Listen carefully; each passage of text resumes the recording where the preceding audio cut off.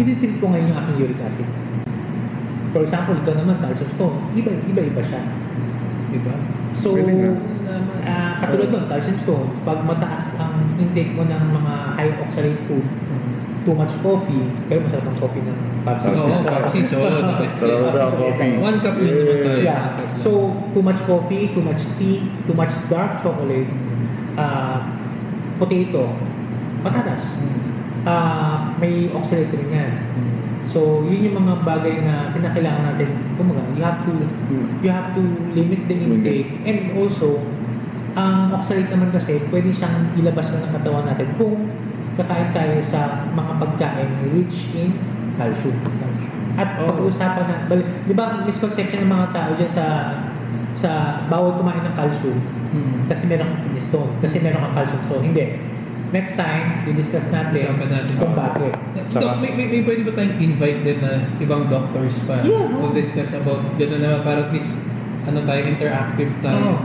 Naisip ko yung maganda rin pag-usapan yung difference ng kidney stone sa gallbladder stone. Yan. Alam mo, Kasi common ang gallbladder stone sa mga tao, di ba? check up. Yun nga eh. Kasi minsan may mga pasyente rin dadating sa akin sabihin, Dok, may sakit ako may stone ako. Wala mo nang sabihin ko So pag nakita mo yung ultrasound ako, gallbladder stone, ibang doktor yun. Ibang doktor yun. It's more of general surgeon tsaka gastro. Kasi may kilala kasi ako na kabanda ko,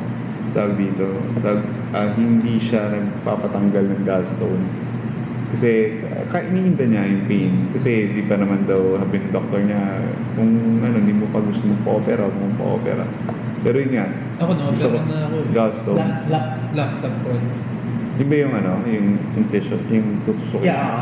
Minimal invasive, maliit lang na mga incisions, maliit lang na hiwa. Tapos may instruments, may monitor, doon natin gawin. Shoutout kayo shoutout natin si Doc Angel. Siya yung Si Doc Angel? Si Doc Angel yung Ako yung Doc Angel, papabanat ako ng mukha. Kwento ko Doc sa next episode yung experience ko naman. Bakit hindi natin invite si Doc Angel? Yun, pwede. So, Doc Angel. Kasi tanong ka Doc Angel din, di ba? Ano siya kasi? General surgeon. Plastic surgeon ba? Hindi ba tawag ng plastic surgeon? I'm not sure. Siguro pag umattend na lang siya. Parang Doc, okay yan gawin sa doctor's lounge na. Doon natin gawin. Doon natin gawin. Yan. So yun Doc, may ilang questions pa dito. May nag-message sa akin kanina kasi nakwento ko nga na nagkakaroon tayo ng ganitong episode. Ganitong topic. So sabi niya, before nyo i-release, at least may mga matanong ako. Doc, ano daw mangyayari? Let's say, paano niya ba tinatanong to? Paano daw, halimbawa, hindi na gamot yung UTI, kung saan naman siyang mawawala. What if hindi mo siya pinagamot, then nasa iyo siya, pwede ba siyang lumala? Yes. Ano yung pinaka pwedeng mangyari once na lumala siya? Hindi lalala yung UTI. Unang-una kasi, di ba, ang context niyan, may UTI siya. Hindi siya nag-treat kasi asymptomatic siya. Wala siyang nararamdaman, di ba? So, one way para malaman mo kung lumala siya, is meron ka ng symptoms. Meron ka ng hapsi, umihi, sakit puson, or naglalagnat ka na. So, if hindi mo ititreat si urinary tract infection kasi lumala na siya, definitely, magkaka-symptoms ka, ma-admit ka. And kung hindi ka magpapa-admit, pwede siya mag-progress into more severe type of infection. Yung natawag mo kanina pyelonephritis, nag-a-ascend na, umakit na yung infection sa kidneys mo. Kasi nangyari dyan, infected na yung pagdog, di ba? Ng ihi. Tapos, umakit na, papunta sa kidney. Yung kidneys naman, since yung ihi is infected, re-absorb sa katawan, mag-sepsis ka. So, yun ang problem. Sepsis ba daw ito yung sa blood na? Yeah, correct. Yung infection mo, blood stain na. So, ang sepsis kasi, kumbaga, sequelae na siya eh. Kumbaga, initially, may infection na localized lang. Kaya, kunyari, meron ka lang foot injury, malalang infection sa paa, doon pa lang siya. Pero once na nag-spread na siya sa body mo, through the bloodstream, sa dugo, sepsis na siya.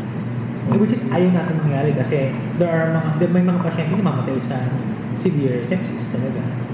Mga septic shock. Okay. Ako may last question pala kay Doc.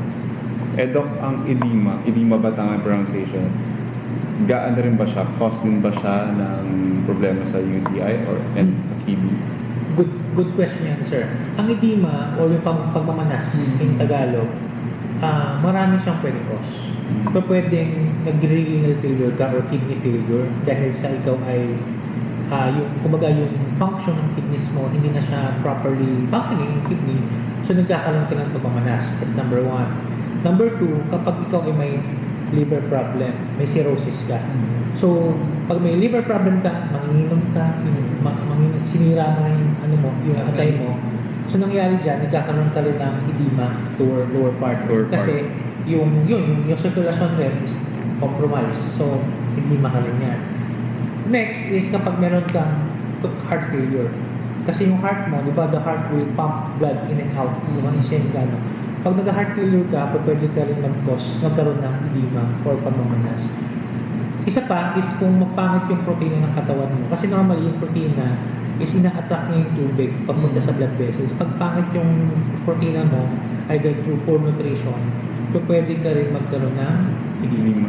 Mga ganun. Or, ang iba niyan, sir, is kapag yung ugat, minsan sa paa, pangit na yung ugat mismo, either clot o or varicose. Pwede ka magmanas. Yung pala siya. Ayos, no? So, at least, clear na sa atin ngayon. Oo nga, dami kong rin eh. Pero yung tingin ko, sa mga viewers natin, I'm sure may mga questions pa sila or baka may pwede natin tayo balikan. discuss. Yes. Pwede natin balikan next time. I think yun ang maganda doon na pwede sila magtanong. Bato lang sila ng questions. Yung mga makakapanood ngayon ng episode namin, pwede kayong magtanong again sa Facebook page namin, sa YouTube. Pwede kayong mag-comment doon. And of course, subscribe din kayo para at least yung mga bagong episodes namin. Tapos Doc, siguro hang natin yung question na to. Kapag ba nilalanggam yung ihi ko, ano yung sakit ko? Pero wag muna natin sasagutin. Kasi may mga ganun nilalanggam yung ihi ko. Siguro may ko. Isa pa. Next. Kapag may bula ang ihi. Yan, Ako, bula. Sabihin na, kumain ka ng sabon. Yan, so yan yung mga sasagutin natin. Hindi kinakain ng sabon. Then, mag-i-invite tayo din ng ibang guest natin. Ayun din. Doctors, celebrities. Pwede silang mag-request kung anong profession yung gusto nila. Yan. Kung sino yung professionals or mga personal. Oo, nga pala. Pero syempre makakaya lang namin. I-invite namin. Baka hindi namin kaya ayain. Iba baka ayaw sa amin. Kasi si Mr. Beast, nung minessage ko last week, wala pang sagot.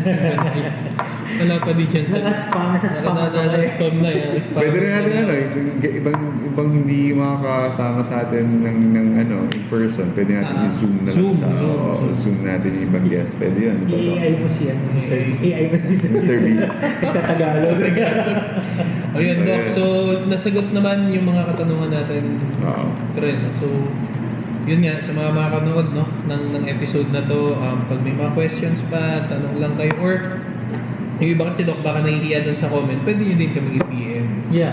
So, i-PM nyo yung page namin. Pwede silang mag-message. Pwede naman nilang palitan na anonymous ata. Pwede. Hindi ba pwede? Ito sa Facebook. Sa Facebook hindi. Yun. So, yun lang, Doc, sa akin. Baka si Ariel. Ako, wala na. Nakuha ko na yung info nung nung hindi pa na nakakahawa yung UTI. Kasi dati yun ang sinabi sa amin, nakakahawa daw yung UTI. Nakakahawa yan. Sabi ko, paano nakakahawa yun? Hindi. So, pag may mga katanungan pa or kung, yun nga, Doc, sa nephrologist, kapag ka sa kidneys. Alagaan ng kidneys. Pag gusto nyo alagaan ng kidneys, nephrologist. Pag may mga kidney stones, kapag may mga renal cysts sa kidney, mga problema sa prostate, urologist. Yun. So at least clear na. Then again, pwede nyo i-visit si Doc sa Healthway. Qualimed. Sa Qualimed. TTHS. Ito din. Tapos, ibang clinic si Doc. Yung clinic mo Doc sa Ako marami. Sa Mother and Child sa Matalino Street. Sa yung street sa Quezon City. Yes. Lagay ko yung mga Teachers link, Village. yung mga link nung Sa link na lang. clinic ni Doc. Para at least pwede yung mag-message din ng Doc to check yung schedule. Ito ba ngayon, di ba? Lagi sa Kowloon. Sa Kowloon ba? Sa Kowloon. Most bar. Most. Yan yun. Sa ano ba? Nag tayo ng mga gig ni Ariel. Si promote. Thank you. Arcadian. Kailan ba? Kailan ba yung next gig namin? Ang date na ba ngayon? March 6 na. April 5. Yun, nasa most kami, Doc. April 5, nasa most kami. Yun, Saan April mo? 5. Malapit sa Trinity, Doc. Doon? Sabihin mo sa April 5? 5. Sige, plot na natin yan. Yeah. Tapos, ayan, ano pang... Sa akin, sa store lang naman ako. Store mo, Boss Lay. Gusto nyo, bisitahin nyo ako sa Oo. trabaho ko. Punta rin kayo sa, sa Ramyun Express ni Boss Leo. Dun solid din yung mga Sa food. Healthway Qualameds. Sa may Health Break Qualamed, mga taga-guest. SJDM Bulacan. Tapos, pagtapos ng mag-Rami, punta kayo sa Papsi. Sis, no? Magkape kayo, pastries. O kaya dito kayo sa HQ. Sa Yeah. HQ dito, ayos dito. Siguro mag-tour Malamig. tayo sa next episode dito sa Papsis, sa studio, sa bike Bike. shop. Bike shop. Punta natin. Punta Tapos, natin. Papakita para makita nila. Tapos tour din natin sila doon sa Ramyun. Ayan, Kung paano tama. pumasok kasi Paano magluto. Ay, oo. Kasi ako pumunta ako doon, Dok. Nalilito ako, hindi ko alam paano gamitin yung gamit. Pala, tatanong pa ako, paano ba ito? Tama. tutulungan naman sila doon ng POV. wife ko. POV. POV. Oo. POV tayo. Tulungan kayo doon ng wife ko na mahal ko. Yan. Shout out. Okay, so yun lang, Alright. Doc. Thank you. Thank you and And bye-bye. see you on our next episode. Saturday next week meron. Thank you. Thank you. Bye. Bye-bye.